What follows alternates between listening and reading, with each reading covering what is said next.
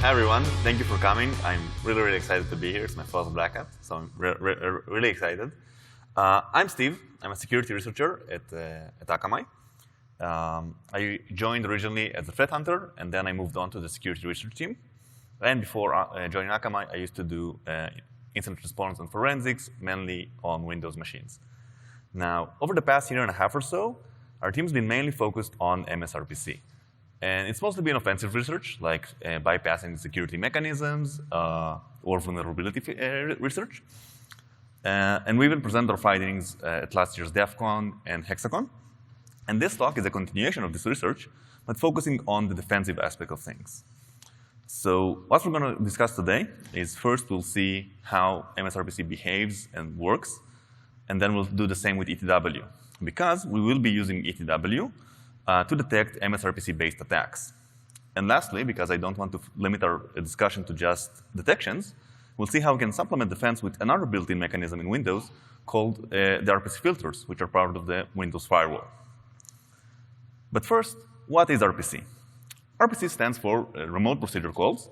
It's a sort of inter-process communication method to allow programs to expose capabilities for other programs. In this talk, we'll focus on MSRPC, which is Microsoft implementation of RPC, which is an integral part of the Windows operating system.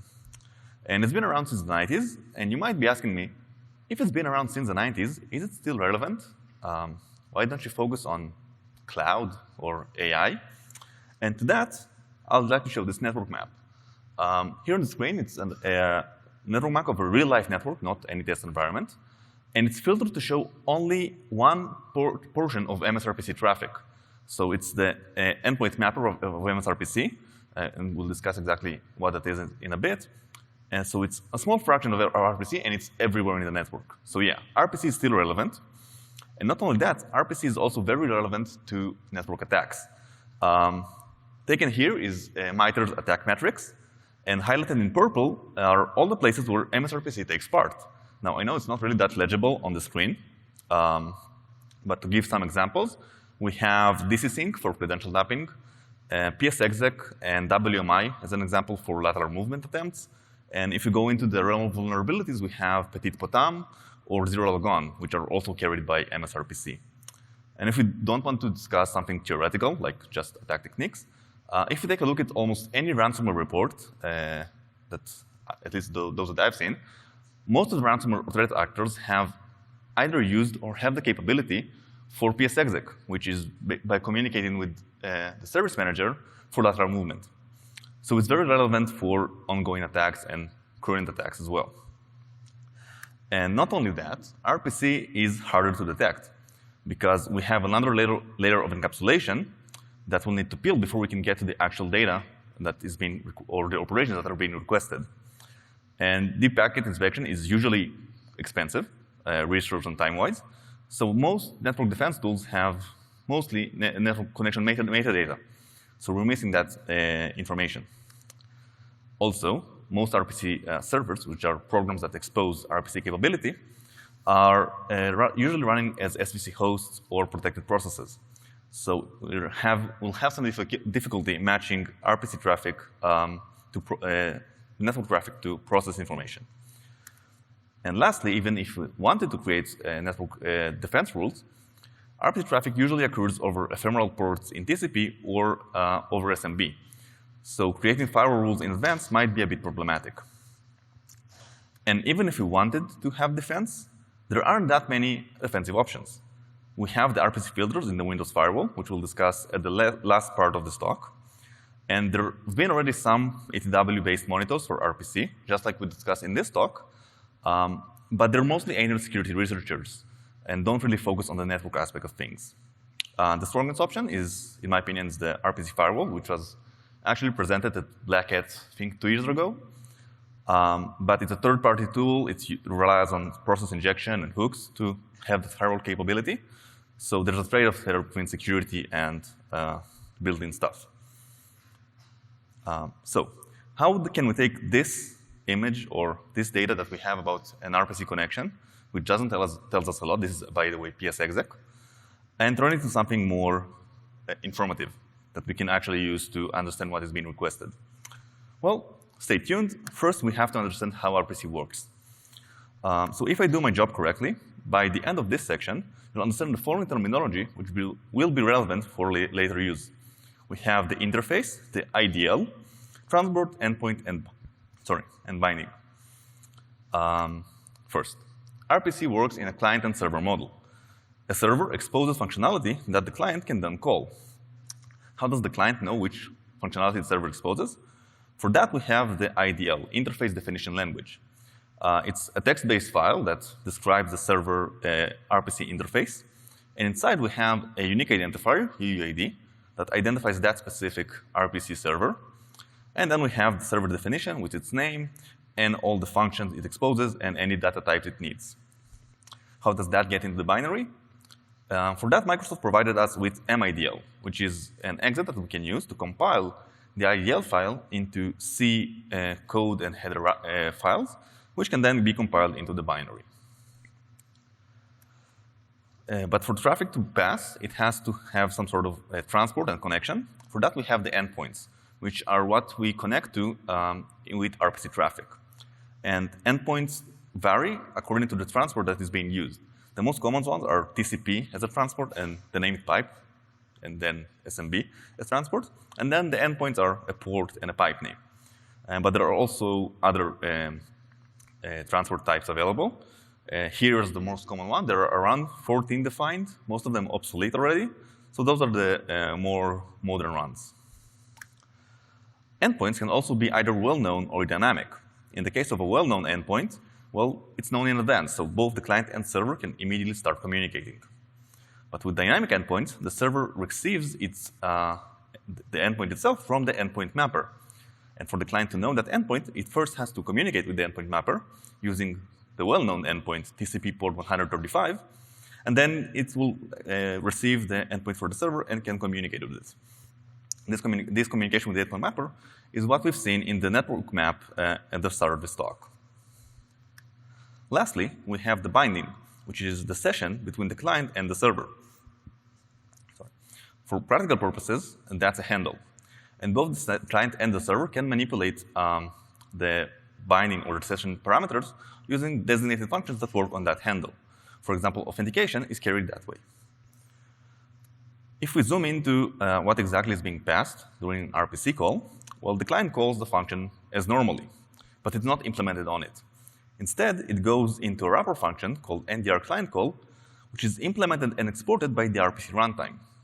The RPC runtime is implemented in RPC-RT4 DLL, and it's loaded into each and every process that uses RPC, whether it's a client or a server. On the client side, it's responsible for marshalling parameters, that is taking all the function arguments and making them network safe, connecting and resolving to the endpoint on the server, binding, authenticating if it needs to, and passing all the data. On the server side, the RPC runtime listens on the endpoints, accepts all the data, unmarshals parameters, performs any necessary access checks, and eventually passes control to the server function. Once the function returns, the whole process is made the other way around to get all the data back to the client. And if we zoom into a bit more into what is being passed to NDR client call, we can see that actually in no point in time does the function name as a string is being passed, not to NDR client call and not on the network. Instead, what is passed is something called an opnum, which is an integer that represents that function. And why is that relevant? Because in all our later interactions with RPC, we will have opnums and not function names. So we need a way to map them in order to understand what is being requested. Normally, it's likely for us, it's very simple. Usually, the opnum is documented as part of the interface definition, or it's usually by the order of appearance of functions inside the IDL file. So it's not really a hurdle that we need to pass. That's it for how RPC looks and behaves. So let's recap before moving on. We have the RPC interface, which describes the functionality that the server exposes, and it's represented by a UUID. Then we have the transport, which is the communication medium that passes all the data, and it's represented by a protocol sequence, like TCP or named pipes. Then we have the endpoint, which is the destination we connect to, and its type depends on the transport. So we have a port for TCP or UDP, or a pipe name for named pipes. And lastly, we have the binding, which is the session between the client and the server, and it's represented by a handle. With that, we can move on to seeing how we can look into what has been requested with RPC. Okay. But for that, we will use the ETW, or event tracing for Windows, which is a built-in login and tracing mechanism in the Windows operating system. It works in a sort of provider and consumer model. So providers, processes that want to generate events, define a schema that clients can then, so consumers, that's how they're called, can then know how to parse the events. And both providers and consumers have to register with the ETW system itself, which is implemented in the kernel. The user mode logic that is available for the processes is actually implemented in NTDLL with some pointers in ADV API DLL. So the flow of ETW is very simple.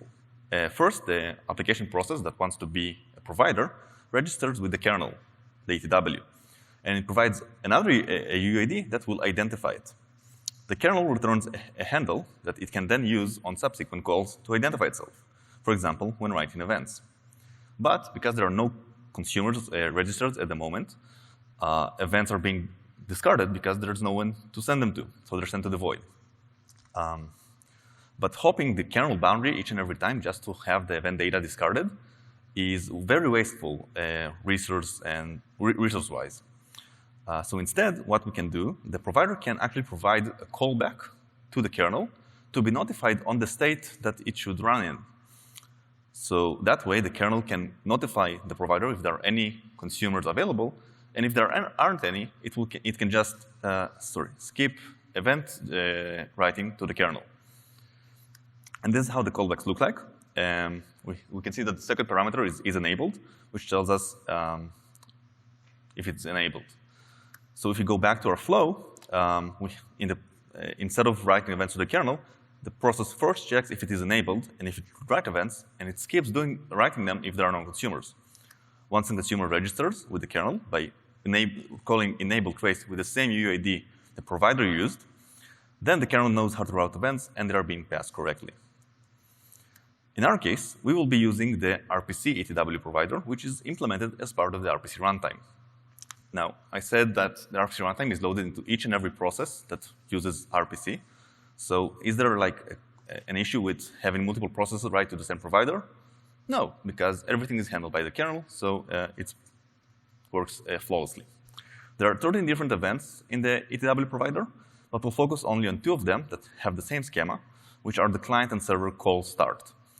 The call stop is also interesting an event to look at, but it only has one field, which is the status of the call, which doesn't really help with detecting attacks. So we'll focus on the call start. That's the schema of the event. If we take a look at the first part of it, we can see that we have basically all we need. We have the interface UUID and the procnum, which is the opnum, which identify which operation is being requested. And then we have the protocol, the network address, and the endpoint to identify where is it coming from. So basically, we have all the fields that we want for connecting flows with RPC operations. We also have some useful other ETW headers fields that are available to any ETW event.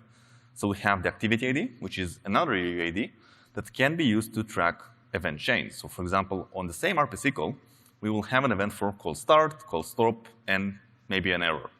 As long as they're all part of the same RPC call, they should have the same activity ID, which we can then use to correlate them. We also have the process ID of the process that generated the event.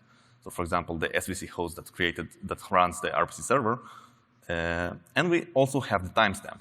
And the timestamp is very important because everything is routed through the kernel, there should be some time lag between when the event is generated versus when the event is actually consumed.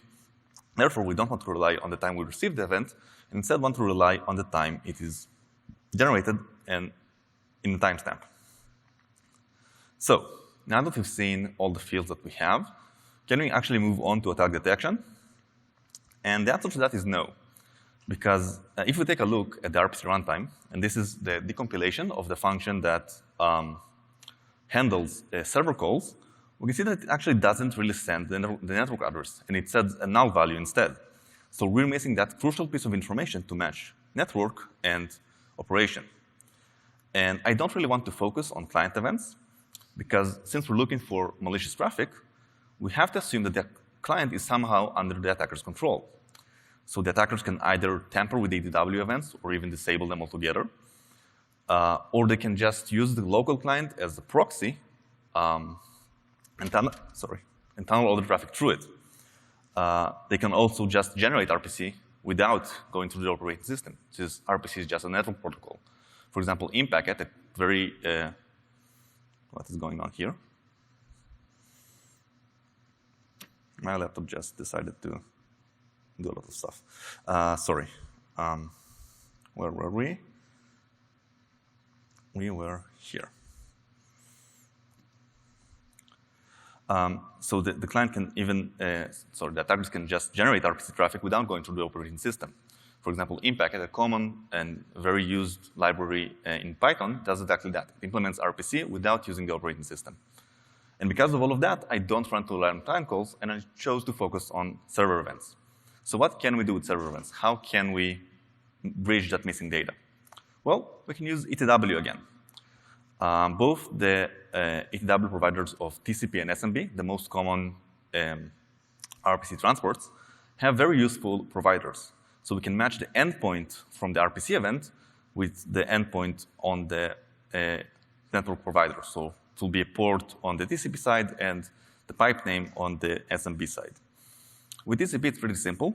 The TCP provider has an event called accept listener complete when the TCP session is established after the handshake. And there we have the address fields, which hold both the IP and the port of whether the client or the source or destination. So if we take the port from this event and match it with the endpoint, which should be a port on the RPC event, we'll have that matching between network and operation. With SMB, it's a bit more complicated, because with SMB, there could be multiple file requests or any requests on the same SMB session. So we'll have two events to track. First, we have the event for connection accept start, which signals that the session has been established and it's been routed. And there we have the address of the client. Then we should see the event for SMB request, file request, where we'll have the file name, which should be the pipe name.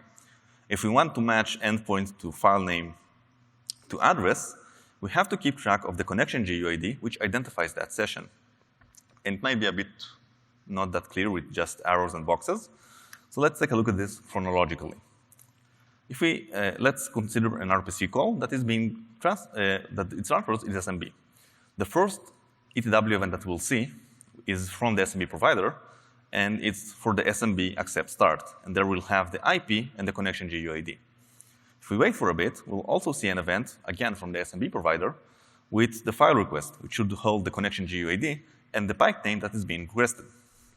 And lastly, we will have an event from the RPC provider, which will hold the pipe and the opnum and the interface, which is what we want.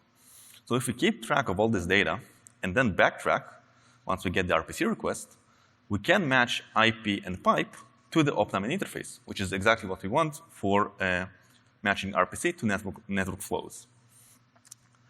And I implemented exactly that, and I call the tool RPC visibility. It's a Python script that uses Byron trace to interact with all those providers, and it sends all the results to Neo4j for easy visualization and querying. But it could be easily sent to any other database if you want to integrate with a SIEM, for example. And I'm going to upload it to our GitHub after this talk. So with this, we can actually move on to attack detection.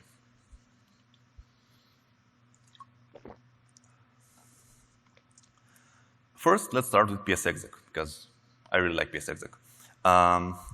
psexec is both a general attack technique name and a sysintern tools that gave it its name.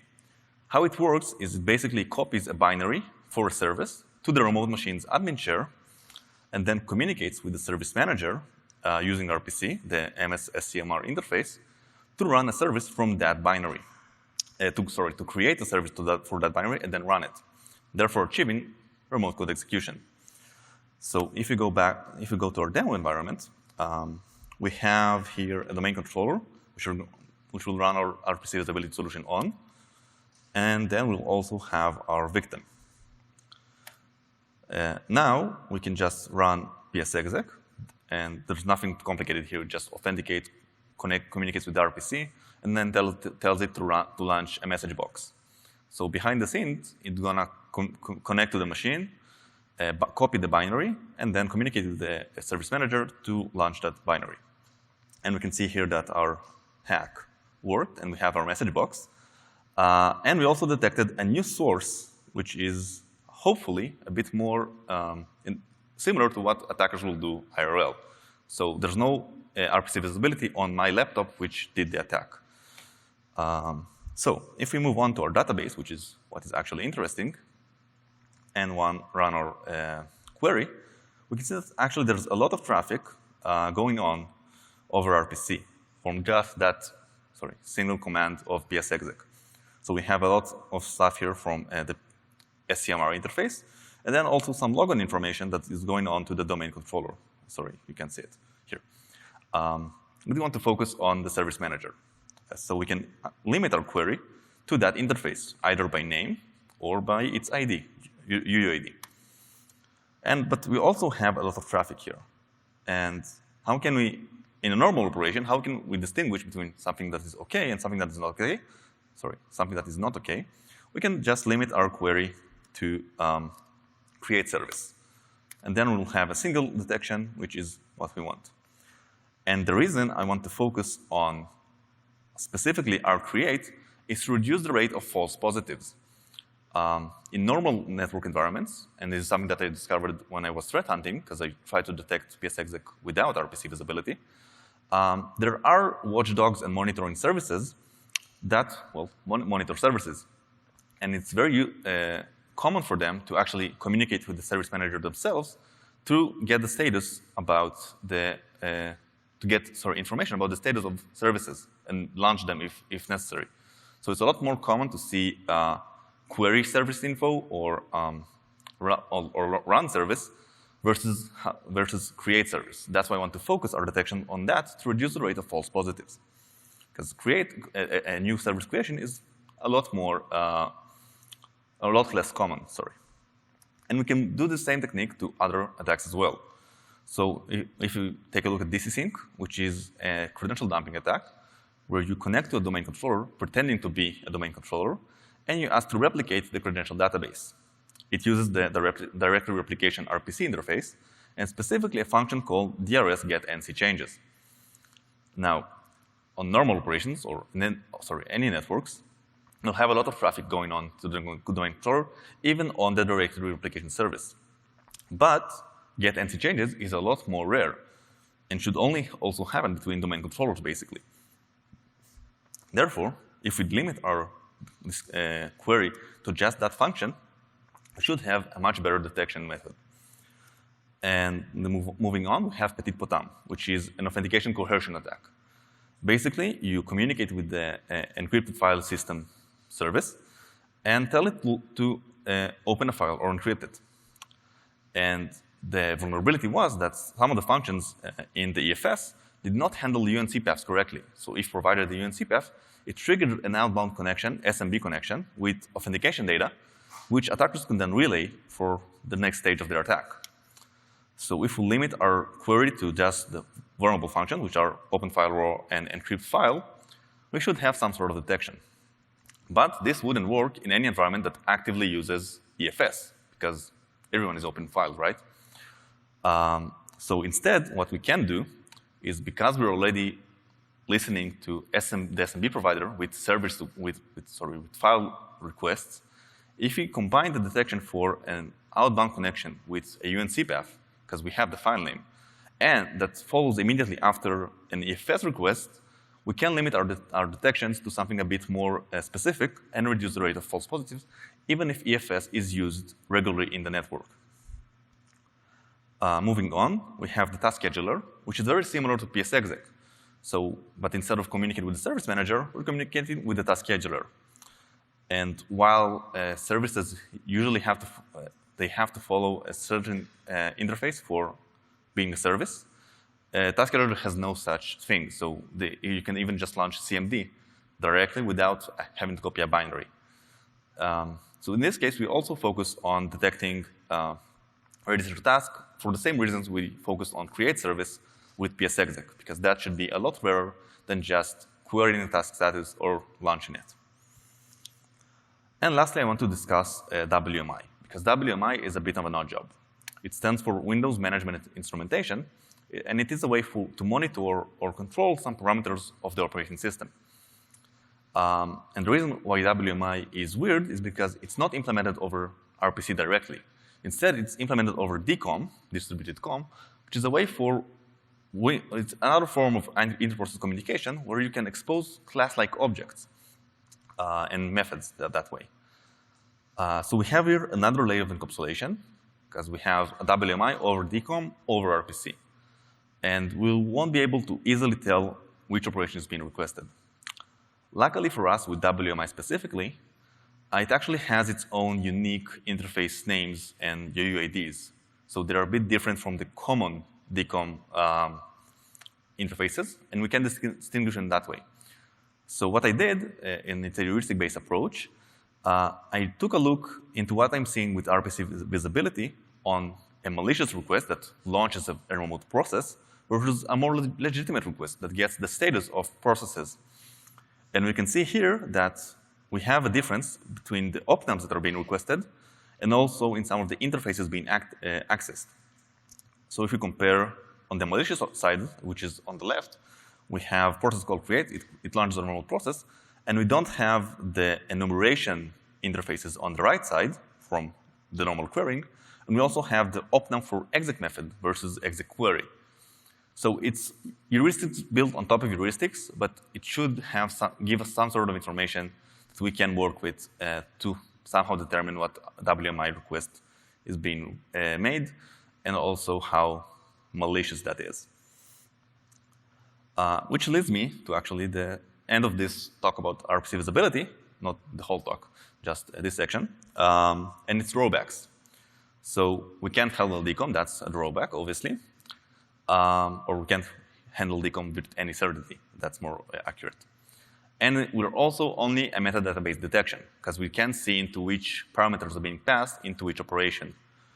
So we have to have some sort of context and like a baseline of what is going on in the network to be able to differentiate bad and good flows. But that's most threat hunting techniques, so it's not a deal breaker in my opinion. And lastly, what might be a deal breaker for some is that we don't have any way of locking with RPC visibility, because ETW is only a logging event, a logging mechanism. We have only visibility. So what can we do to actually respond to events and have some sort of mitigations? For that, I'd like to introduce the RPC filters, which is a filter mechanism that is part of the Windows firewall. And it is exposed and can be interacted with either NetSH, like in the example on the screen, or via Windows API. And I know people like to dunk on Windows Vista, but it's been around since then. And the way we can interact with RPC is it can actually provide us different stages of the RPC connection to filter on. And it's represented by something called layers in the jargon of the firewall. So we have layers for different parts of the connection, like connection to the actual interface is the RPC-UM, which I guess stands for user mode layer. But we also have layers for the connection to the endpoint mapper, or even the registration of new endpoints, which is pretty cool in my opinion. And if we go back to my example from the previous slide, we can say define a filter rule on the user mode layer, so for connection to an RPC interface. And the condition is a UUID, which in this case is actually the UUID of PSExec, of SCMR, the service manager. So this is actually an anti-PSExec rule. In terms of what we can filter on with the RPC filters, we have all the general RPC firewall connections that you can, like source and destination IPs, the endpoints like the port, the named pipe, but we also have some stuff that is more unique to RPC, like the interface UUID, or even the user token that is being requested. What we don't have, which sucks, is the opnam. The opnam isn't part of the fields that we can filter on, so it does reduce the granularity that is available for the RPC filters. Actually, RPC filters is the first thing that we dove into as a team when we started with RPC. And we have a full list, and we have a blog post about RPC filters, but we also have a full list of the fields and our notes about them in our GitHub. They're also documented in MSDN, but without any data about them. So what can we do with RPC? I have a few strategies in mind, which I'd like to share here. And they're all based on having the visibility into what is going on with RPC on the network. So for example, we can block any unused RPC interface.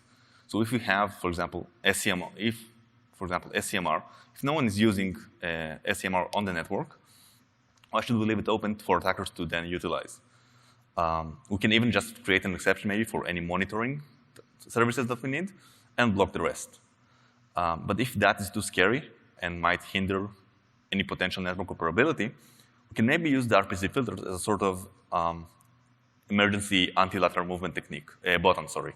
So once we detect an attack via RPC filters or any other detection tool, or suspect an attack, we can just somehow we need to have the ability to deploy RPC filter rules. So we can just deploy them all together and just block lateral movement until we resolve the issue. If even that is too scary, and I agree that could be scary, maybe we can just use the RPC filters to restrict compromised users using the user token field in the filter rule, which is probably a safer approach. But again, we need the ability to deploy rules immediately. And that's just what I came up with. I'm no longer doing any active network defense. I'm just a researcher. So I'm sure the people in this room who are doing network defense on the blue team side can have a better idea of how to integrate RPC filters and RPC visibility into their existing playbooks to have better detections. And that's it, basically. We covered everything, so let's just summarize. The RPC ETW provider, we've seen how it works, how it behaves, we've seen how RPC looks like, and we have a treasure trove of information at our fingertips that we can just tap into to understand what is being requested on the network via RPC that is not usually available for us. And we can use this information to try and detect potentially malicious activities or lateral movement attempts, like we've seen with PSExec, SCMR, DCSync, and all the rest. And we can also, once we detect an attack, we can respond to incidents using RPC filters, which are also built into the Windows operating system, or use them to even mitigate the risk in advance from beforehand.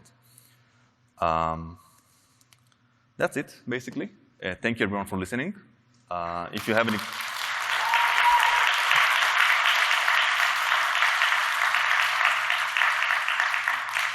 Thank you. If there are any questions, the mics are here.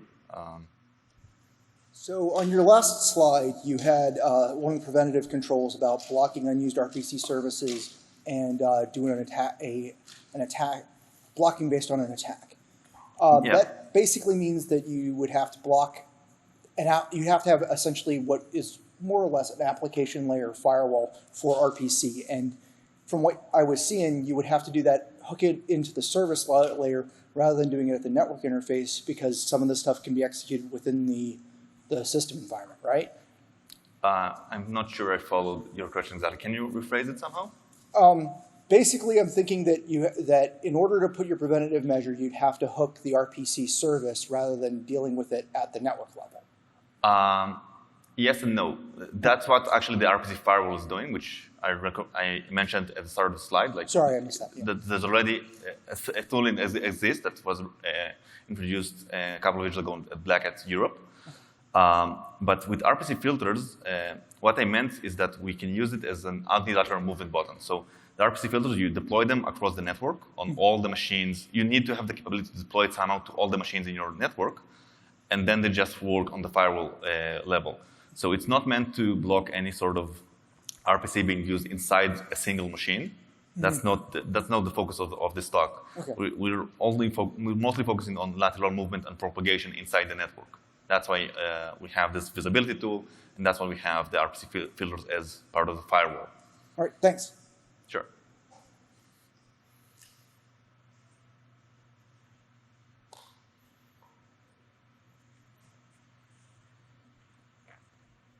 Okay. Thank you, everyone.